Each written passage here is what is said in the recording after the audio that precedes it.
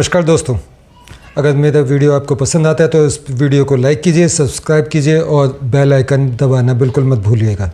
दोस्तों, आज मैं ये वीडियो बहुत दिनों बाद बना रहा हूँ और उसका रीज़न ये है कि मैं एक अपने बाइक राइड ट्रिप पे टूर पे गया हुआ था ट्रैवलिंग के, और जहाँ मैं गया था वहाँ पर नेटवर्क नहीं आता था। उसके बावजूद जब कभी कभी कुछ सेकंड्स के लिए नेटवर्क आता था तो जो उसमें मेरे को न्यूज़ मिली, उसमें बांग्लादेश का तख्ता पलट जैसी न्यूज़ सुनने को मिली। तो उसके बाद जब मैं धीरे धीरे प्लेन एरियाज़ में, मतलब प्लेन एरियाज़ तो नहीं, माउंटेन्स में ही था, लेकिन नेटवर्क एरियाज़ में जब आना शुरू हुआ तो मुझे बांग्लादेश के हिंदूज़ की जो न्यूज़ आना शुरू हुई, मिलनी शुरू हुई, उन न्यूज़ को सुन सुन के मेरा दिल बहुत, मतलब क्या कहूँ, बहुत दुखी हो गया। उस दुख के कारण मेरे को बिल्कुल मन नहीं कर रहा था कि मैं कुछ रिकॉर्ड करूँ, कुछ कहूँ। मतलब जैसे किसी सदमे में इंसान, घर में किसी का कुछ हो जाता है तो दुखी हो जाता है और कुछ बोलने का उसका मन नहीं करता, सेम कंडीशन मेरी थी। तो बांग्लादेश में जो हुआ वो आप सभी को पता है, पुरानी न्यूज़ हो चुकी है, 10 दिन तो हो ही चुके उस न्यूज़ को, 10-15 दिन। लेकिन जो कुछ हुआ वो अच्छा नहीं हुआ। ना तो शेख हसीना के साथ अच्छा हुआ, ना बांग्लादेश के साथ अच्छा हुआ, और ना बांग्लादेशी हिंदूज़ के साथ अच्छा हुआ। वहाँ पर जो खुलेआम कत्लेआम किया गया उससे मैं बहुत व्यथित था, बहुत उदास था। इसके कारण मैं अपना कोई वीडियो नहीं बनाया। उसके बाद जब मैं वापस अपने घर आया तब एक दो दिन पुरानी की न्यूज़ थी कि कलकत्ता में जो दुष्कर्म किया गया, बल्कि मैं कहूँगा कि घिनौना दुष्कर्म किया गया, उससे फिर दोबारा से मेरा दिल और व्यथित हो गया। लेकिन क्योंकि नए नए टॉपिक्स आते हैं तो जितने भी मैंने टॉपिक्स रोज़ सोचता था कि आज इस पे बनाऊंगा, उस पे बनाऊंगा, लेकिन बना नहीं पाया। एनीवेज़, आज मैं अपना जो ये वीडियो बना रहा हूँ इसमें बहुत सारे प्रश्न हैं, एक आम हिंदू के, एक आम भारतीय नागरिक के, एक आम भारतीय हिंदू नागरिक के। तो जो मेरा मेन प्रश्न है वो ये कि हमने बांग्लादेश को 1971 से हर चीज़ में, हर तरीके से पूरी हेल्प की। आपको मालदीव्स का भी सीन पता ही है कि हम मालदीव्स को कितना हेल्प करते थे, और उसके बाद उसने वहाँ पर एक कैंपेन चली, गेट आउट इंडिया या गो बैक इंडिया, और उसमें मुइज़्ज़ की सरकार बनी। उसके बावजूद भी हम उनको हेल्प देते थे। हालांकि अब कुछ दोबारा से टाई अप्स होने शुरू हो गए और मुइज़्ज़ गवर्नमेंट मालदीव्स दोबारा अपने घुटनों पर आ चुका है। ठीक इसी तरीके से बांग्लादेश के लिए भी मेरे मन में बहुत सारे सवाल हैं। पहला सवाल तो ये कि हमने बांग्लादेश की हर तरीके से इतनी मदद की, दिल खोल के मदद की, उसके बावजूद वहाँ के जो लोग हैं, अगर वो जो कत्लेआम, जो ये तख्ता पलट हुआ था, ये शेख हसीना और हसीना वाजिद, दो जो पॉलिटिकल पार्टीज़ हैं, उनके बीच की आपस की लड़ाई थी। लेकिन अगर शेख हसीना का तख्ता पलट किया, उसमें हिंदूज़ का क्या लेना देना? तो जो वहाँ के आम नागरिक हैं वो हिंदूज़ का कत्लेआम क्यों कर रहे थे? उनकी हिंदूज़ से क्या लड़ाई थी? या जो शेख हसीना गवर्नमेंट थी वो हिंदूज़ के लिए ऐसा क्या कर रही थी जिसके लिए आप हिंदूज़ का कत्ल करें? तो जो ये लड़ाई थी बेसिकली जो शेख हसीना की पार्टी है, उस जो बांग्लादेश बनने का क्रेडिट दिया जाता है वो शेख हसीना की पार्टी को दिया जाता है। शेख हसीना ने एक रिजर्वेशन किया हुआ था गवर्नमेंट जॉब्स में कि जो फ्रीडम फाइटर्स थे बांग्लादेश को बनवाने वाले, यानी कि शेख हसीना की पार्टी वाले या समर्थन देने वाले, उन लोगों के लिए 30% रिजर्वेशन था, और उसके खिलाफ ये लड़ाई पूरी स्टूडेंट्स में चल रही थी। अब माना कि उन्होंने, बांग्लादेश के जो स्टूडेंट्स, उन्होंने ये लड़ाई जीत ली और उन्होंने तख्ता पलट कर दिया, आर्मी इसमें से हट गई और अपने अपने घरों में या बैरक्स में जाके बैठ गई छुपकर, बहादुर आदमी, पाकिस्तान की आर्मी की तरह। तो ठीक ऐसे यहाँ पर भी हुआ। लेकिन इसमें मेरे को फिर भी ये समझ में नहीं आता कि शेख हसीना गवर्नमेंट ऐसा हिंदूज़ के लिए क्या कर रही थी कि वहाँ पर जब तख्ता पलट किया गया तो शेख हसीना गवर्नमेंट के तख्ता पलट के साथ ही हिंदूज़ का कत्लेआम शुरू हो गया। ये जो कत्लेआम है, इस पर जितना भी विदेशी मीडिया हो और चाहे इंडिया के जो लिबरल लोग हैं, लिबरल पार्टीज़ जो तुरंत पहुँचते हैं किसी भी इंडिया की माइनॉरिटी के दुख में, उनमें से किसी का जाना तो दूर, किसी का कोई ट्वीट नहीं है, कोई बयान नहीं है, कोई कमेंट नहीं है, कुछ भी नहीं है। इसी से पता चलता है कि वो लोग कितने लिबरल हैं। या हम दूसरे शब्दों में ऐसा कह सकते हैं कि अगर किसी नॉन हिंदू के साथ कुछ होता है और उस पर अगर पॉलिटिकल पार्टीज़ जाती हैं तो वो ज़्यादा हाईलाइट करती हैं अपने आप को जाके अपने आप को शो करके कि हम आपके साथ हैं, लेकिन हिंदूज़ को ऐसे ही ले लिया जाता है, मतलब क्या वर्ड होता है उसको, एक बहुत लाइटली वे में ले लिया जाता है, फॉर ग्रांटेड इंग्लिश में, फॉर ग्रांटेड ले लिया जाता है। और उस फॉर ग्रांटेड के कारण हिंदूज़ की ये कंडीशन हो चुकी है कि आप इंडिया में भी उनको दबा सकते हैं और विदेशों में भी उनको दबा सकते हैं। जहाँ हिंदूज़ की माइनॉरिटी हुई और दूसरी जो नॉन हिंदूज़ हैं उनकी अगर मेजॉरिटी है तो समझ लो हिंदू खतरे में है। आज नहीं तो कल, कल नहीं तो परसों, एक ना एक दिन ऐसा आएगा कि उसको उस मुसीबत का सामना झेलना ही पड़ेगा। आपने इसका एक एग्जांपल इंडिया में कश्मीर में भी देखा कि कश्मीर में किस तरीके से हिंदूज़ को, क्योंकि वहाँ माइनॉरिटीज़ में थे इसलिए वहाँ से किस तरीके से उनको निकाला गया, रेप किया गया, घरों में आग लगाई गई और रातों रात उनको बेघर कर दिया गया। तो ये जो फॉर ग्रांटेड लेने वाला तरीका है, चाहे सरकारों का या लोगों का या पॉलिटिकल पार्टीज़ का, इवन जो अब्रॉड वाले हैं, वेस्टर्न मीडिया है या वेस्टर्न कंट्रीज़ हैं, उन लोगों की भी उतनी आवाज़ नहीं है जितनी की आनी चाहिए। मेरे को मैंने एक वीडियो देखा है, इज़राइल के एक व्लॉगर हैं, सबसे पहला वीडियो, इवन जो इंडिया की गवर्नमेंट उस पर बांग्लादेश पर कुछ रिएक्ट करती है उससे भी पहले वहाँ के एक जो व्लॉगर हैं उनका मैंने वीडियो देखा जो इंडिया और इंडियन हिंदूज़ को सपोर्ट करते हुए देखे। उन्होंने उस वीडियो में कहा कि हम इज़राइली लोग हिंदूज़ के लिए चुप नहीं बैठेंगे। उनको जो इज़राइली लोग इंडिया का या हिंदूज़ का सपोर्ट करते हैं उसका रीज़न ये है कि जिस तरीके से जूइश लोगों को, इज़राइली लोगों को वहाँ पर दबाया जा रहा है, ग्लोबली दबाया जा रहा है या उनको प्रताड़ित किया जा रहा है, उनमें और हिंदूज़ को प्रताड़ित करने में बिल्कुल सेम तरीका है। तो इसलिए उनका सपोर्ट करना हमारे को बनता है। देखिए, मैं आपको वीडियो क्लिप आगे लगाता हूँ, आप उस वीडियो को देखिएगा। हालांकि वो इंग्लिश में है लेकिन उम्मीद है कि आप समझ जाएंगे कि वो क्या कह रहे हैं। I want to talk about the genocide of Hindus in Bangladesh.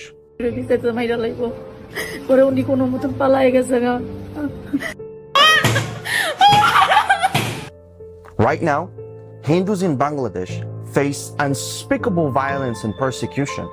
In the past few days, Bangladesh has been a scene of chaos, especially for the Hindu community. Temples have been burned, homes have been looted, and innocent lives have been lost. This isn't just a series of isolated incidents. This is a targeted attack, a modern-day genocide against Hindus in Bangladesh. When mobs attack and desecrate holy sites, loot businesses, and kill with impunity, it's not just violence. It's an attempt to erase the people from their own land. Now, let me make one thing clear. Israel will not stay silent.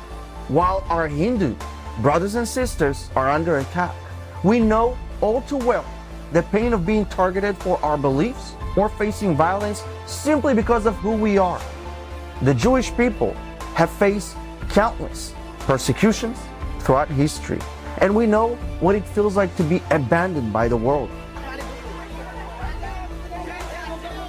This is why we will not abandon the Hindus of Bangladesh. Their pain is our pain, and their fight is our fight.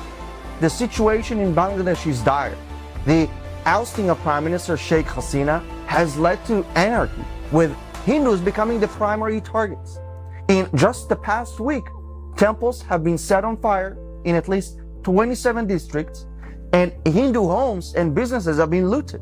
It's not just about property damage, it's about terrorizing a community, forcing them to flee their homeland and stripping them out of their dignity. What we're witnessing is nothing short of a genocide. There are horrific videos that are coming out of Bangladesh with angry Islamist mob surrounding homes of Hindus and trying to break in. Hindu girls tied up in the streets only because they're Hindu. And this isn't the first time Hindus have faced such horror in Bangladesh. The history of violence against Hindus in this region goes back decades, if not centuries. During the 1971 Bangladesh Liberation War, an estimated 2.5 million Hindus were killed by the Pakistani army and their Islamist collaborators. Israel, by the way, was one of the first nations to recognize the independent Bangladesh in February 1972. The world watched in silence as entire villages were wiped out.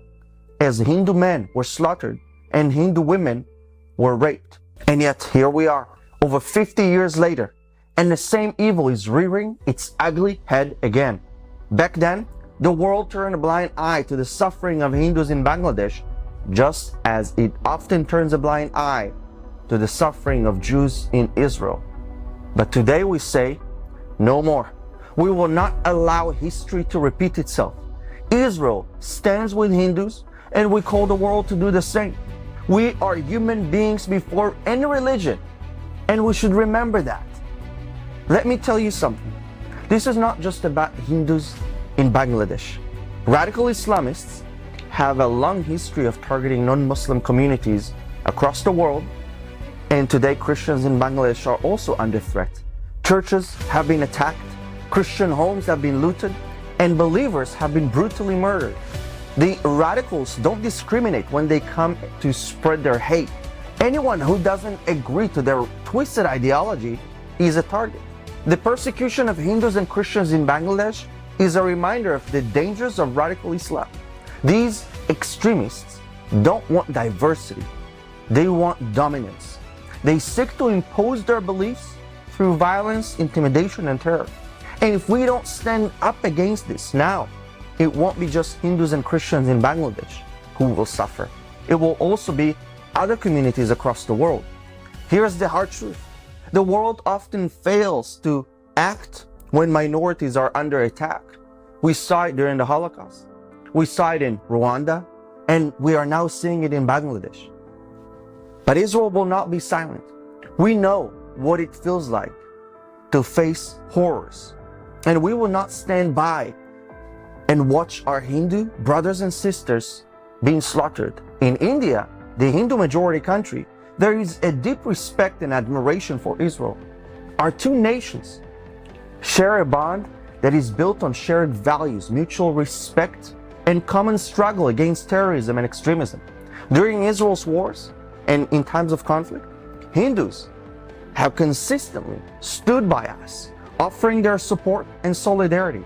Whether it's in the UN or in the streets of New Delhi and other cities, the Hindu community has always had our back.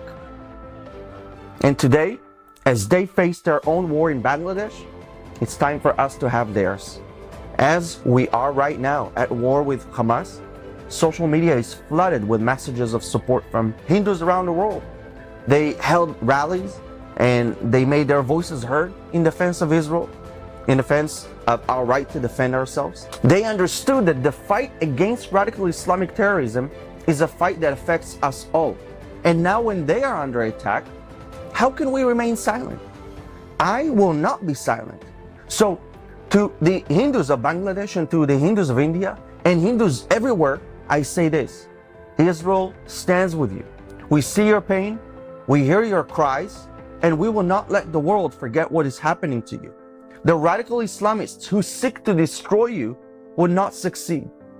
And to the world I say, open your eyes. The persecution of Hindus in Bangladesh is part of a broader pattern of violence against religious minorities that we cannot ignore. Today it's Hindus in Bangladesh, as it is Christians in Africa or Jews in Europe. But tomorrow it can be you. Silence in the face of evil is complicity. We cannot afford to be silent. If we don't speak out against the persecution of Hindus in Bangladesh, we are allowing radicals to win. And that is something I would never accept. So I urge you all, stay informed, speak out, support those who are fighting for their lives. Share this video, talk about what's happening, and let's make sure that the voices of the person तो जो ये clip है, इस clip को देखने के बाद आपको अंदाज़ा लगा होगा कि कैसे इज़राइल या ज्यूइश लोगों का और हिंदूज़ का आपस में एक सेम मतलब एक पैटर्न है, सेम पैटर्न जिसके ऊपर दोनों ही रिलीजन को दबाया जा रहा है। लेकिन मैं मोदी गवर्नमेंट से भी मेरे को थोड़ी नाराज़गी है, क्योंकि मोदी जी की जो फ़ैन फॉलोइंग है या उनकी जो पॉपुलरिटी है वो 52% इलेक्शन से पहले भी दिखाते थे कि मोदी जी 52% फ़ैन फॉलोइंग, और बाकी जो अपोजिशन के राहुल गांधी वगैरह उनके कभी 11, 15 या 20% उनकी फ़ैन फॉलोइंग है। तो जो मोदी जी को की फ़ैन फॉलोइंग है राहुल गांधी की फ़ैन फॉलोइंग में तो हिंदू मुस्लिम दोनों हैं, लेकिन जो मोदी जी की फ़ैन फॉलोइंग है उस 52% में से 51% तो हिंदूज़ ही हैं। तो जो कम्युनिटी, जो रिलीजन आपको सपोर्ट कर रहा है, आपको उस रिलीजन को देखते हुए जो आपको कुर्सी तक पहुंचा रहा है, प्राइम मिनिस्टर बना रहा है, तो आपको तुरंत सख्त लहजे में सख्त कदम उठाने चाहिए थे, सख्त संदेश बांग्लादेश को देना चाहिए था, तुरंत वहाँ पर हिंदूज़ का कत्लेआम रुकवाना चाहिए था। दूसरा, मैंने देखा कि जब कुछ 200-400 हिंदूज़ इंडिया बांग्लादेश बॉर्डर पर एक नदी या नाले के किनारे खड़े होकर और इंडिया में आना चाहते थे शरणार्थी के रूप में, उस समय बीएसएफ ने अपना बहुत, वैसे तो कहा जाएगा कि बहुत अच्छा रोल प्ले किया, लेकिन मैं फिर दूसरा क्वेश्चन पूछूंगा। जो सीधे साधे लोग सीधे तरीके से शरणार्थी बनने के लिए इंडिया में एंटर होना चाहते थे, उनके लिए तो बीएसएफ थी। और जो इंडिया में इतने लाखों रोहिंग्या जो पूरे नॉर्थ ईस्ट से लेके और जम्मू कश्मीर लद्दाख तक घुसे हुए हैं, वो कैसे आए? तब बीएसएफ कहाँ थी? तो यानी कि जो हेरा फेरी करे उनके, वो बीएसएफ से बच के इंडिया में घुस सकते हैं, घुसपैठ कर सकते हैं, लेकिन जो सीधे साधे लोग हैं और सीधे साधे तरीके से आपसे शरणार्थी बनने के लिए आपसे दया की भीख मांग रहे हैं कि हमें बचा लो, हमें अंदर आने दो और हम इस कत्लेआम से बचना चाहते हैं, उनको आप बॉर्डर पर रोक दो। तो ये मेरे को जो नाइंसाफ़ी है, ये मेरे को बिल्कुल अच्छी नहीं लगी, बिल्कुल समझ में नहीं आई। मतलब मेरी सोच से परे है कि ऐसा क्यों। आप किसी भी कंट्री का रिलीजन के हिसाब से, चाहे आप यूरोप देख लो, अमेरिका देख लो या इज़राइल देख लो, इवन पाकिस्तान देख लो, वहाँ पर सब अपने अपने रिलीजन को पूछ रहे हैं। लेकिन इंडिया में हिंदुज़म को इतना लाइटली ले लिया जाता है कि इनके साथ तो कुछ भी करो, सब कुछ माफ़ है, फिर से वही वर्ड फॉर ग्रांटेड ले लिया जाता है। तो मैं इस चीज़ के बिल्कुल ख़िलाफ़ हूँ। मैं मोदी जी के से बहुत नाराज़ हूँ और मैं नहीं सोचता था कि ऐसा कुछ इंडिया की गवर्नमेंट करेगी कि हिंदूज़ को आने से रोक दिया जाए। जब बांग्लादेश बना था, जब 1947 में ईस्ट पाकिस्तान बना था, तब वहाँ पर ईस्ट पाकिस्तान में हिंदूज़ की आबादी 25% थी। 1971 में हिंदूज़ की आबादी लगभग 15% थी और अब 2024 में बांग्लादेश बनने के बाद से लेके अब तक 8 से 10% हिंदूज़ वहाँ बचे हैं। तो वो हिंदूज़ कहाँ जा रहे हैं? इंडिया में तो आ नहीं रहे, शरणार्थी बन नहीं रहे। जितने भी जो ये सीए कानून के थ्रू जो इंडिया में जिनको नागरिकता दी गई है, वो ज़्यादातर 99% तो पाकिस्तान के हिंदूज़ हैं।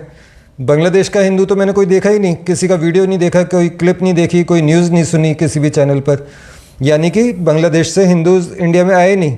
तो जब इंडिया में आए नहीं, शरणार्थी इंडिया में बने नहीं, तो फिर ये इतने कम कैसे हो गए वहाँ? कभी इंडिया ने क्या, इंडिया की किसी भी गवर्नमेंट ने, चाहे वो कांग्रेस की हो या बीजेपी की हो, वाजपेयी जी की हो, मोदी जी की हो, मनमोहन सिंह, राजीव गांधी, इंदिरा गांधी, किसी ने कोई ऑब्जेक्शन उठाया, कोई सवाल किया किसी भी गवर्नमेंट से? नहीं किया। दूसरी बात, मोदी जी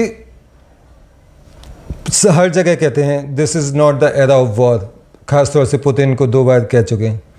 लेकिन मैं इस बात से बिल्कुल सहमत नहीं हूँ। जो आपके देश के ऊपर, आपकी आन बान और शान के ऊपर सवाल खड़े होने शुरू हो जाएं, तो आपको वॉर करनी ही चाहिए। अगर आपको अपने देश को बचाने के लिए, अपने देश का मस्तिष्क ऊपर रखने के लिए आपको वॉर, अगर मैं मोदी जी की बात कर रहा हूँ, अगर आपको वॉर अच्छी नहीं लग रही, इसका मतलब आपकी नज़र में चंद्रशेखर आज़ाद, सुभाष चंद्र बोस जैसे लोग भी आपको पसंद नहीं होंगे, आपको गांधी जी ही पसंद होंगे। मैं गांधी जी की सपोर्ट या बुराई, उनके फेवर और नॉन फेवर के रूप में कुछ बात नहीं कर रहा हूँ। मेरा कहने का पर्पस है कि उस समय कांग्रेस के 2 ग्रुप थे, एक नरमपंथी और एक गरमपंथी। और जितने भी आम भारतीय नागरिक हैं, जो खासतौर से हिंदूज़ हैं, उनको नरमपंथी वाले जो कांग्रेसी नेता हैं वो ज़्यादा नेता पसंद नहीं आते थे, खासतौर से गांधी जी और नेहरू जी। लेकिन गरमपंथी के जितने भी नेता थे, XYZ, कोई भी, जिनको कांग्रेस गवर्नमेंट ने भुला दिया, जैसे कि वो हमारी आज़ादी के हीरो ही नहीं थे, लेकिन बीजेपी तो उनको मानती है ना। जब उनको मानती है तो उनके जो संस्कार थे, उनकी जो बातें थी, उनके जो उद्देश्य थे, उन उद्देश्यों को आप नकार कैसे सकते हैं? ये वो ज़माना जा चुका है कि आप जो गांधी जी कहते थे कि अगर आपको कोई एक गाल पे चांटा मारे तो आप दूसरा गाल कर दो। अब देश ऐसे नहीं चलते। इवन देश तो छोड़ो, कोई नागरिक ऐसे नहीं चलता। तो इसलिए जहां आपको ज़रूरत लगे आपको हथियार, वेपन या अटैक करना ही चाहिए, चाहे वो कोई भी कंट्री हो। तो मैं मोदी जी की इस बात से भी सहमत नहीं हूँ कि this is not the era of war. Israel की जो उसका स्वरूप है या इज़राइल जो एक कंट्री है उसके ऊपर जब सवालिया निशान लगना शुरू हुआ पैलेस्टाइन या हमास के द्वारा, तो उन्होंने भी उसका जवाब दिया। रशिया के ऊपर यूक्रेन जब नाटो में शामिल होने लगा और रशिया के ऊपर खतरा मंडराने लगा तो रशिया ने भी उस अटैक करके जवाब दिया। इंडिया के ऊपर पाकिस्तान कब से कभी डायरेक्ट कभी इनडायरेक्ट अटैक कर ही रहा है आतंकवादियों के थ्रू, और 4 लड़ाइयाँ युद्ध करके भी, उसका भी हम कहते हैं this is not the era of war. कब आपको अगर सर्वाइव करना है तो आपको केवल इकनॉमी से आप सर्वाइव नहीं कर सकते। आपकी इकनॉमी तभी अच्छी चलेगी जब देश में शांति होगी, अड़ोस पड़ोस में से देश सुरक्षित होगा। आपको लगता है कि केवल बिजनेस करना चाहिए, बिजनेस करना चाहिए। बिजनेस करने के लिए कि हम दूसरे देश वालों को अपने ऊपर आक्रमण या भले ही बंदूक से ना मुँह जवानी आक्रमण करने दें, ऐसा नहीं हो सकता। आप माना कि आप लड़ाई के अगेंस्ट हैं, गोली बारूद से लड़ाई मत कीजिए, अपने शब्दों से तो कीजिए। जो आपकी चुनावी रैलियों में जोरदार भाषण होते हैं, एक से एक भड़ के बम विस्फोट किए जाते हैं भाषा के रूप में, उस भाषा का इस्तेमाल कीजिए। कुछ तो करिए, कुछ लगे तो। आप मनमोहन सिंह जी की तरह, हम उनको मोहन सिंह कहते थे, आप भी ऐसे ही बोला करते थे, लेकिन मुझे तो ये बांग्लादेश वाले सिलसिले में आप भी मनमोहन सिंह जैसे ही लगते हैं। मौन रहने कोई समस्या का हल नहीं है। आपको अपनी आवाज़, ख़ास तौर से आपको मोदी जी, अपनी आवाज़ बुलंद तरीके से उठानी चाहिए। बुलंद तरीके से सामने बांग्लादेश को बोलना चाहिए कि ये तुरंत बंद करो, और हम इसको बिल्कुल भी सह नहीं सकते। ट्रेड कॉमर्स तो सेकेंडरी चीज़ होती है। पहले अपने लोगों का, अपने देश का, अपने धर्म का आपको सुरक्षा करनी चाहिए, उसके बाद कोई स्टेप आता है। तो मेरा जो ये वीडियो था आज का, ये केवल बांग्लादेश के ऊपर ही था। और जो मेरा दोस्त था, मेरी जो आत्मा आहत हुई, वो था कलकत्ता का, कोलकाता का, जो दुष्कर्म, घिनौना दुष्कर्म किया गया, उसके लिए मैं कुछ कहना नहीं चाहता, क्योंकि उसके लिए तो जितने भी शब्द हैं डिक्शनरी में, जितने भी शब्द होते हैं बुराइयों के, गुस्से के, वो सारे शब्द कम हैं। मैं चाहता हूँ कि उस केस में चाहे तृणमूल कांग्रेस ममता बनर्जी की गवर्नमेंट हो या सेंटर में मोदी जी की, दोनों को मिल के बिना किसी पॉलिटिकल टिप्पणियों के, मतलब बिल्कुल नॉन पॉलिटिकल होके एज अ ह्यूमन बीइंग बन के आपको बिल्कुल फेयर इसकी इंक्वायरी करनी चाहिए।